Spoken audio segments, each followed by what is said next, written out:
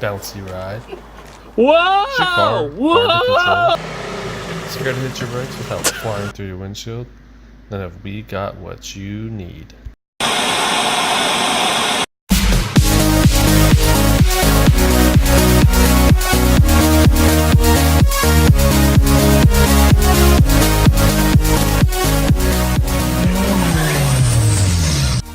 What is going on, guys? It's Brandon back again for another video. We got Ryan over here, and as you guys can tell, El Golfe is in El Garage.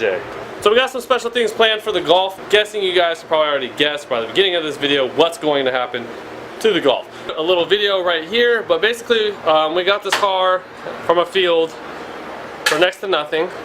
The car was not running, and we took a gamble on it. And with some time and Mark III know-how, the car is up and running. We were able to get it registered, smogged, and everything today. And now it's time to make her look pretty. So, alright guys, so as you can see, we have a sweet box here from Raceland. Raceland was kind enough to send us over some coilovers for the Golf. So what we're going to do is kind of open it up, kind of show you guys what they look like and stuff. And then we'll give you guys a step-by-step installation on the Mark III. This installation will work for Mark III, Mark II, kind of close with the Mark I, and then everything other than that is a little bit different. But for the most part, if you have a McPherson strut setup, it's going to be very, very similar.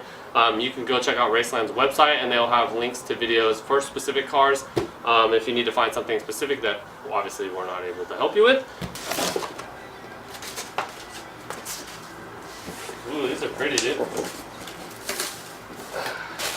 Now, if you guys are new to the channel or you just subscribed a while ago, you'll be familiar with the Mark V. These are practically the same exact coilovers I've had on the Mark V for, what, the last 2.5 years. And they still ride great, and that car is completely and utterly slammed. We spy a wild macaw. A macaw nougat. Just crush his head. So these coils pretty much come with everything you need, but if you're doing this on a Mark III especially, I'm going to recommend you pick up a new set of top hats and bearings because they are really, really common to go shit in Mark IIIs. You guys can see here, the previous owner took it upon himself to try to fix these fucked up top hats. I don't know what the hell you would call this. I don't know if it's plastic from like a milk jug. But needless to say, they're trash. So if you're running a ABA, you can buy the VR ones, which are actually a little bit more heavy duty. That's what we have here and here with the bearings. They're super cheap. You can get them on Rock Auto for like $9 with the bearings a piece, and it will change a lot, a shit ton. If you really have the money, then I'd recommend going and getting the full metal setup that they just probably released like 2 years ago. I know a couple people that have them, and it basically eliminates that completely. So everything is all metal and there's no more bushing. But if you don't have the pockets for that, definitely pick it up. It's worth it. You're going to take the shock out anyways, and it's going to make your ride quality 10 times better. So the first step obviously will be getting the car up, taking the wheels off, and I'll show you what to do next. Handy dandy tool. It's a 17 millimeter. 1, 2, 3, and 4.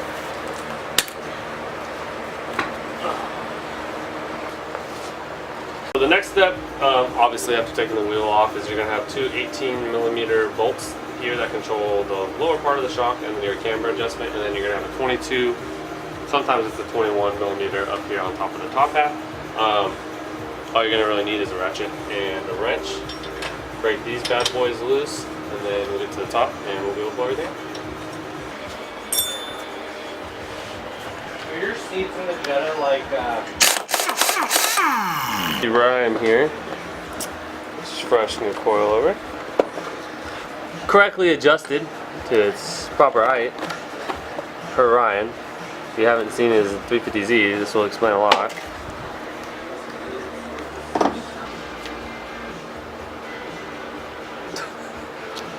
Good guy. Alright, good height, dude.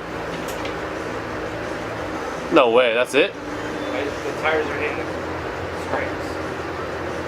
No, I'm not down on that. Oh. Oh, yeah. The rear is super easy. We have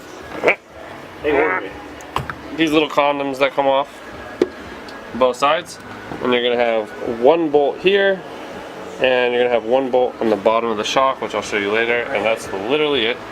And you just gotta make sure you have a mic bolt here to do it for you.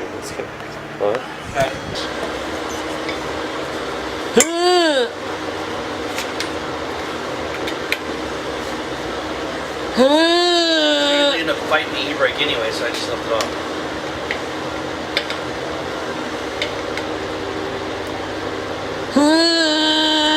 Okay, that's what I need to do. Let's figure out which one I need to do. Look at fucking raccoons. Yeah. Alright, here's the moment of truth. Yeah, so you gotta raise it in the rear. What? You gonna drive it like that? Holy dogs. If anyone tells you Ultimos don't go low. That's fucking tits. When you guys do this, that you do it with hand tools. As you guys know, we use the impacts on the front, but technically you're probably better off trying to use an Allen and a wrench, because if you use the impact and you do it for too long, you're actually going to change the valving of the shock. We've always done it that way. I'm pretty sure Raceland presumes you don't do it that way, but for the matter of time, the fact it's dark outside, and we're tired and we've been at DMV all day, we just use the impact. Gonna throw these on, zip zap them up, and give it a test run around the block. Only thing we can really notice right off the bat is the exhaust is probably going to have to be addressed. We're probably going to have to weld the pipe to the back because the downturn is, well, on the ground. But other than that, another great successful install of the Golf. I'm sure you guys will get to see it tomorrow. I'll film it in the daylight, correct some paint and stuff, and she'll be getting on the road looking pretty real soon. A bit of a look at the Golf from last time. We cleaned it up pretty well. Coils are in. They are riding awesome. Thanks Raceland once again. Biggest issue we were running into now is the front end. Looks like trash. So we're gonna change that out real quick. So what we're gonna do is, first we're gonna plug in the lights so we can see what we're doing. And we actually ended up going and picking up a front bumper from our buddy Kenny and Andrew. They gave us a front bumper. We sprayed that with a single stage paint. We got a Jetta hood from our buddy Clayton and a grill, and so we're gonna slap everything on. I actually have the stock headlights from my Jetta, and we're gonna get this thing looking fresh. Get rid of this beat up hood and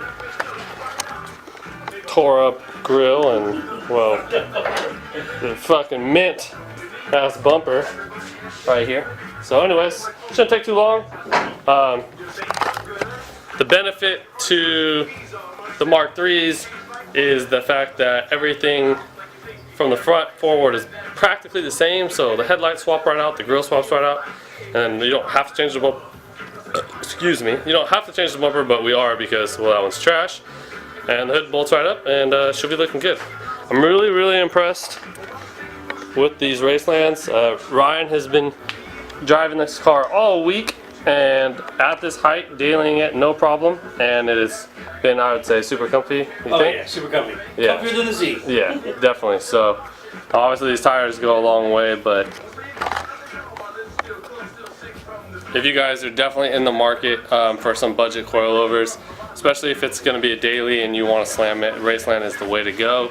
You can't beat the price. They're lifetime warranty, and we've all run them for a long time. And once again, job well done, Raceland. So thank you. All right, so this shouldn't take us very long. Bam, just like that, to the front. Amazing paint job here.